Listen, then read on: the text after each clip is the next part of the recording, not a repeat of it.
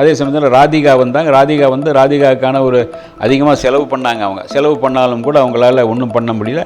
அவங்க கணவர் கூட அங்க பிரதட்சணம் பண்ணார், மண் சோறுலாம் சாப்பிட்டார், என்னான்னு தெரியல, அதெல்லாம் பண்ணியிருப்பார். அவங்க அப்பாவுக்கு பிறகு அவங்களுடைய மகன் நின்று பாராளுமன்ற தேர்தலில் ஒரு 4 லட்சம் ஓட்டுகள் வாங்கி வந்ததே ஒரு பெரிய விஷயம்தான். கடலூர் சைடில் இவங்களுக்கான செல்வாக்கு இருக்குது, விழுப்புரம் இந்த சைட்லலாம் விஜயகாந்துக்கான செல்வாக்கு இருக்குது. அந்த இடத்துல இவங்க தனியாக நின்றாலும் கூட ஜெயிக்க முடியும். அந்த இடத்துல இவர் மேலே எந்த விதமான டேமேஜ் இமேஜும் கிடையாது. அதனால் அவர் அப்பாவுடைய விஜயகாந்துடைய மகனாக விஜய் பிரபாகரன் சட்டமன்ற தேர்தலில் வெற்றி பெறுவார். அதுக்கான சாத்தியங்கள் இருக்குது. நான் இது வரைக்கும் செலக்ட் பண்ண எல்லா ஐட்டமுமே வேலவன் ஸ்டோர்ஸில் வாங்கிட்டேன். Budget friendly and luxury items எல்லாமே இந்த ஒரே ஸ்டோரில் இருக்குது. எல்லா கலெக்ஷன்ஸும் இருக்கும். உங்கள் எல்லாருக்கும் ரொம்ப பிடிக்கும். ஃபேமிலியோடு ஷாப்பிங் பண்ணிட்டு போங்க.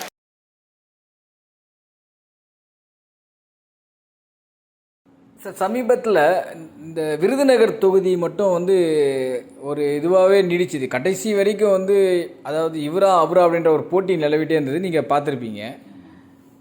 அது பற்றி உங்களோட கருத்துக்கள் என்ன சார்? ஏன்னா தமிழகத்தில் பல விஷயங்கள் நடந்தபோது கூட அந்த தொகுதி மட்டும் ஒரு எப்படி சொல்லுவாங்கன்னா ஒரு பதட்டத்திலேயே வச்சுருந்தாங்க. வாக்கு எண்ணிக்கையின் போது விஜய் பிரபாகரன் ஜெயிப்பாரா இல்லை மாணிக்கம் தாக்கூர் ஜெயிப்பாரா அப்படின்ற மாதிரி. இதை பற்றி உங்களுடைய கருத்துக்கள் என்ன சார்? மாணிக்கம் தாக்கூர் இங்கே ஜெயிச்சார், இவர் ஜெயிக்கல. அதாவது தமிழ்நாட்டு அரசியலை பொறுத்து, தமிழ்நாட்டு மக்களை பொறுத்தவரை எப்படி செலக்ட் பண்ணுவாங்கன்னா, பாராளுமன்ற தேர்தல்னு வரும்போது டெல்லியில் யாரை தீர்மானிக்கணும்னு தேர்ந்தெடுக்கணும்னு யோசிப்பாங்க. மாநில தேர்தல்னு சொல்லும்போது இங்கே இருக்கிற ஆட்களுக்கு யாருக்கு ஓட்டு போடலான்னு அவங்க யோசிப்பாங்க. டிஎம்கேவா ஏடிஎம்கேவா அப்படின்னு முடிவு பண்ணுவாங்க. அந்த மாதிரி இது பாராளுமன்ற தேர்தல். ஏற்கனவே மாணிக்கம் தாக்கூர் அந்த தொகுதியில் நின்று ஜெயிச்சிருக்கார். அவருக்குன்னு ஒரு வாய்ஸ் இருக்குது. அதே சமயத்தில் இவர் இந்த கூட்டணி கட்சியோடு சேர்ந்திருக்கார். டிஎம்கே, விடுதலை சிறுத்தைகள், அப்புறம் கம்யூனிஸ்டுகள் எல்லாமே கலந்தது மாதிரி தான் அந்த ஒரு 6 கூட்டணி கட்சிகளோடு சேர்ந்து அவர் இருக்கிறனால அவருக்கான ஒரு வாக்கு வங்கி ஒன்று இருக்குது. வாக்கு வங்கி உருவாக்கி இந்த கூட்டணி கட்சிகளுக்கான ஒரு வாக்கு வங்கி இருக்குல்ல, அதெல்லாம் சேர்ந்து தான் அவருக்கு அந்த வெற்றியை கொண்டு வர்றது. இவர் விஜய பிரபாகரன் அவருடைய அந்த ஏரியாவில் ஒரு நாயுடு பெல்ட்டு, அங்கே அவருக்கான சில ஓட்டுகள் இருக்குது. அவருடைய அப்பாவுடைய அனுதாபம் ஒன்று. அதை தாண்டி ஏடிஎம்கே ஓட்டுகள், ஏடிஎம்கேக்கான ஒரு அங்கே பெல்ட், ஏடிஎம்கே அங்கே பெல்ட் அங்கே இருக்குது. பக்கத்தில் நிறைய இருக்குது. திருமங்கலம் அவங்கெல்லாம் சுற்றி பார்த்திங்கன்னா நிறைய ஊர்களில் இருக்குது. ஏடிஎம்கேக்கு ஒரு செல்வாக்கு இருக்குது. அதனால் ஏடிஎம்கே ஓட்டுகளும் ரெண்டும் சேர்ந்து ஒரு போட்டியாக வருது அவங்களுக்கு. 2 பேரும் அப்பாவுடைய அனுதாபம், ஏடிஎம்கே ஓட்டு இதெல்லாம் சேர்த்து தான் அவர் ஜெயிப்பாருங்கிற மாதிரி ஒரு சூழல் உருவாச்சு. அதே சமயத்தில் ராதிகா வந்தாங்க. ராதிகாவுக்கான ஒரு அதிகமாக செலவு பண்ணாங்க. அவங்க செலவு பண்ணாலும் கூட அவங்களால ஒன்றும் பண்ண முடியல. அவங்க கணவர் கூட அங்க பிரதட்சணம் பண்ணார், மண் சோறுலாம் சாப்பிட்டார், என்னான்னு தெரியல, அதெல்லாம் பண்ணியிருப்பார். அவர் கொஞ்சம் மனைவி ஜெயிச்சாகணுங்கிற ஒரு அக்கறையோடு அவர் அங்க பிரதட்சணம்லாம் பண்ணார். ஆனால் கடைசியில் அவங்க டெபாசிட் வாங்கலைன்னு நினைக்கிறேன். ஆனால் இவர் விஜய் பிரபாகரன் இவ்வளோ தூரம் வந்ததே ஒரு பெரிய விஷயந்தான். இது ஒரு பெரிய தோல்வின்னு சொல்ல முடியாது. இந்த அளவுக்கு ஒரு கடைசி ஒரு 5000 ஓட்டு வித்தியாசத்தில் தான் இது பண்ணியிருக்காரு. அது ஒரு பெரிய விஷயந்தான் அவங்களுக்கு. இந்த கட்சிக்கு அவங்க அப்பாவுக்கு பிறகு அவங்களுடைய மகன் நின்று பாராளுமன்ற தேர்தலில் ஒரு 4 லட்சம் ஓட்டுகள் வாங்கி வந்ததே ஒரு பெரிய விஷயந்தான். அதை அப்படி தான் எடுத்துக்கணும்.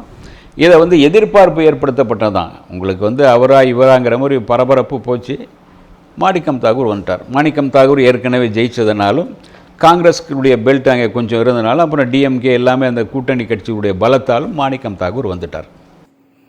இல்லை என்னென்ன சார், தமிழகத்தில் பல கட்சிகள் தோற்று ஜெயித்தா கூட இவருடைய தோல்வி தான் ரொம்ப உன்னிப்பாக கவனிக்கப்படுது. ஏன்னா தமிழ்நாட்டில் தோற்ற அனைவருமே லட்சங்கள் வாக்குகள் வித்தியாசத்தில் தோற்றுருக்காங்க. சில பேர் செகண்டு இடத்துல வந்தவங்க கூட டெபாசிட் கூட வாங்காமல் வந்திருக்காங்க. ஆனால் அப்படி இருக்கும்போது இவர் மட்டும்தான் 4000 ஓட்டு வித்தியாசத்துலேயே தோற்றவர் அப்படின்ற மாதிரியும். 4000 ஓட்டுங்கிறது ரொம்ப இதுதாங்க. அதாவது 2 ஓட்டில் தோற்றவங்க இருக்கான், 5 ஓட்டில் தோற்றவங்க இருக்கான், ஒரு 100 ஓட்டில் தோற்றவங்கலாம் இருக்காங்க. அதெல்லாம் அதாவது ஒரு ஓட்டில் தோற்றாலும் தோல்வி தான். 4000 ஓட்டுங்கிறது அதுவும் ஒரு பெரிய இதுதான். ஏறக்குறைய அது எப்படி மாறுதுன்னா, தொகுதி வாரியாக போகும்போது சில தொகுதிகளில் இவர் மேலே இருக்கார், சில தொகுதிகளில் இவர் பின்னாடி இருக்கார். தொகுதி வாரியாக உங்களுக்கு அன்றைக்கி வேறொரு சேனலில் கூட இந்த மாதிரி ஆய்வு பண்ணியிருந்தாங்க. ஒவ்வொரு தொகுதியில் இவங்க எவ்வளோ ஓட்டு வாங்கியிருக்காங்க, இவங்க எவ்வளோ ஏடிஎம்கே எத்தனை விழுந்திருக்கு, இவங்களுக்கு டிஎம்கே, அதாவது டிஎம்கே கூட்டணியை சேர்ந்த இவருக்கு எத்தனை ஓட்டு விழுது. சில இடங்களில் பார்த்தீங்கன்னா அவருக்கு விஜய் பிரபாகரன் 5000 ஓட்டு முன்னாடி இருக்கார். சில இடங்களில் வந்து இவர் வந்து 3000 ஓட்டு பின்தங்கி இருக்கார். சில இடங்களில் இவர் 6000 ஓட்டு தாண்டும் போது அவர் 3000 ஓட்டு பின்தங்கி இருப்பார். இப்படி மாறி மாறி தான் வந்திருக்கு. கடைசி பேட்சில் வரும்போது அவங்களுக்கு அவருக்கான ஓட்டு கொஞ்சம் ஒவ்வொரு இடமா 1000 500 சேர்ந்துட்டே வருது இல்லையா, அதை 4000 தாண்டி அவர் வந்துடுது. அவருக்கு மாணிக்கம் தாகூருக்கு வந்துடுது. விஜய் பிரபாகரனுக்கு அது வந்து ஒரு ஒரு கௌரவமான தோல்வி. இதவெல்லாம் பெரிய, அதாவது அங்கே வந்து டெபாசிட் வாங்காமல் இருந்திருந்தால் தான் அவர் மிகப்பெரிய தோல்வி. அது டெபாசிட் வாங்கிட்டு ஏறக்குறைய அவங்க கௌரவமான தோல்வி தான் அடைஞ்சிருக்கார். அதை வந்து பெருசாக நம்ம இது பண்ண தேவையில்லை. இது வந்து எல்லா இடத்துலையும் உங்களுக்கு அமைச்சராக இருக்கிற, இணை அமைச்சராக இருக்கிற முருகன் தோற்றுருக்கார். அவர் எத்தனை ஓட்டு வித்தியாசத்தில் தோற்றுருக்கார் பாருங்கள். அண்ணாமலை எத்தனை ஓட்டு வித்தியாசத்தில் தோற்றுருக்கார் பாருங்கள். அவங்களை பார்க்கும்போது இவர் புதுமுகம், அத்தனைக்கும் புதுசு. இவர் வந்து இத்தனை ஓட்டு வாங்கினதே ஒரு பெரிய விஷயந்தான். அதாவது சார், இவர் வந்து அதிமுக கூட கூட்டணியில் வைத்து தான் இந்த தேர்தலை சந்தித்தார்.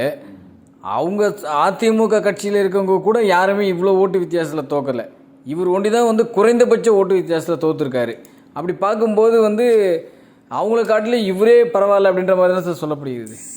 இல்லை, அதாவது அதிமுகவுக்கான அந்த ஓட்டு வங்கி அங்கே இருக்குது, இவருக்கான அப்பாவுடைய அனுதாபம் இருக்குது, அங்கே இருக்கிற அந்த நாயுடு குரூப்புக்கான ஒரு ஓட்டு இருக்குது. இதெல்லாம் சேரும்போது தான் அவருக்கு வருது. அது ஏற்கனவே அதிமுக கோட்டைக்கான விஷயங்கள் அங்கே நிறைய இருக்குது.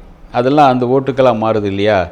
அப்புறம் இவருக்கான ஓட்டுக்களும் மாறுது. அவங்க அப்பா சமீபத்தில் இறந்து போனதுனால அவங்களுடைய பையங்கிற ஒரு அனுதாபம் ஒன்று இருக்கு இல்லையா.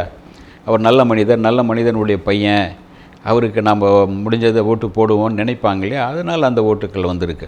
இந்த நிலை நீடித்தா அடுத்த தேர்தலில் எப்படியாச்சும் வின் பண்ணுறதுக்கு அவர் வாய்ப்பு இருக்குது அப்படின்ற மாதிரி சொல்கிறாங்களே சார். இருக்குது, வாய்ப்பு இருக்குது. அடுத்தது சட்டமன்ற தேர்தல் தானே.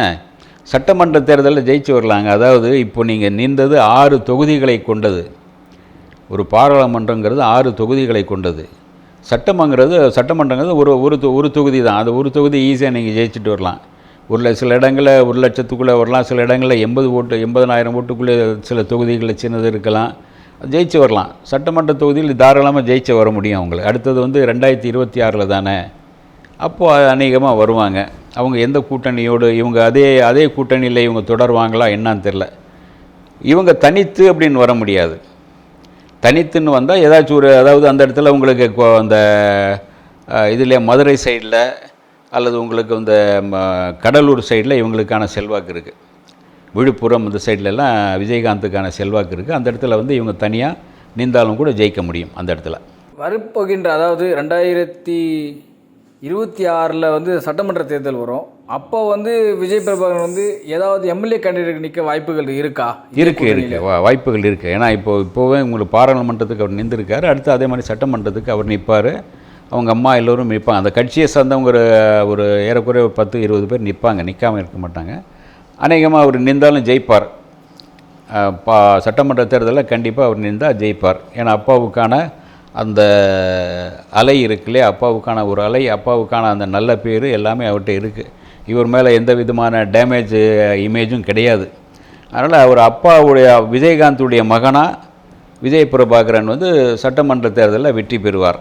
அதுக்கான சாத்தியங்கள் இருக்குது. Thank you very much sir. Thank you. ரொம்ப ஜாலியா ஹாப்பியா என்னோட பர்ச்சேஸ் எல்லாம் முடிச்சாச்சு. அந்த நிறைய ஆஃபர்ஸ் இங்க இருந்துச்சு. வேலவன் ஸ்டோருக்கு வாங்க. நிஜமா சொல்றேன், நீங்க மனசு நிறைஞ்சுதான் இங்க இருந்து போகும். Velavan stores, Usman road, T Nagar, Chennai மற்றும் தூத்துக்குடி. இது போல பல வீடியோக்களை கண்டு மகிழ எங்களது ரீசன்ட் வாய்ஸ் சேனலை மறக்காம சப்ஸ்கிரைப் பண்ணுங்க.